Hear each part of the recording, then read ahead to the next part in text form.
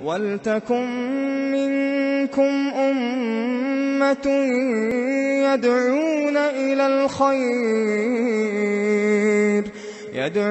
إِلَى الْخَيْرِ وَيَأْمُرُونَ بِالْمَعْرُوفِ وَيَنْهَوْنَ عَنِ الْمُنكَرِ وَأُولَئِكَ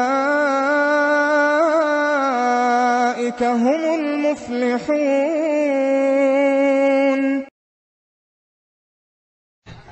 کیا اللہ اپنے بندے کے لیے کافی نہیں ہے؟ کیا اللہ اپنے بندے کے لیے کافی نہیں ہے؟ ابن قیم رحمۃ اللہ علیہ فرماتے ہیں یہاں پر دو چیزیں ہیں۔ الوابل الصیب میں انہوں نے بات کہی ہے کہ اس آیت میں دو باتیں ہیں، ایک ہے عبدیت اور دوسرے ہے کفایت۔ الیس اللہ بکاف عبدہ، کیا اللہ اپنے بندے کے لیے کافی نہیں؟ تو ایک چیز اس میں ہے کفایت اور دوسرے ہے اس میں عبدیت۔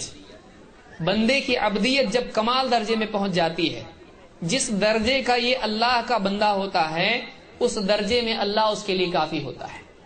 اللہ کی کفایت اس کے لیے کافی کیوں نہیں ہوتی ہے، تمام نہیں ہوتی ہے؟ کیوں نہیں ہوتی ہے؟ جب اس کی بندگی میں نقص ہوتا ہے تو اللہ بھی اس کے لیے کافی نہیں ہوتا ہے۔ اگر واقعی اپنے آپ کو اللہ کے حوالے کر دے، واقعی اللہ کا بندہ بن جائے، شرک کے تمام شائبوں کو ختم کر دے اپنی زندگی سے، شرک سے اپنے آپ کو بالکل پاک صاف کر لے، صرف اللہ کا بندہ بن جائے تو صرف اللہ اس کے لیے کافی ہوتا ہے۔ جو صرف اللہ کو اپنا معبود اور رب نہ بنائے، پھر صرف اکیلا اللہ اس کے لیے کافی نہیں ہوتا، کیونکہ اللہ اس کی مدد بھی نہیں کرتا ہے، پھر اللہ دوسروں کے حوالے اس کو کرتا ہے۔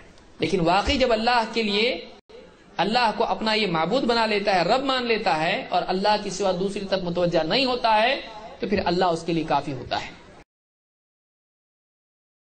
سبحان اللہ والحمد للہ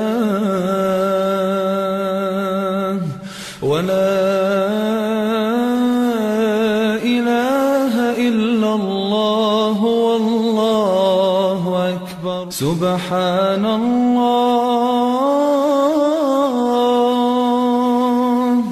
والحمد للہ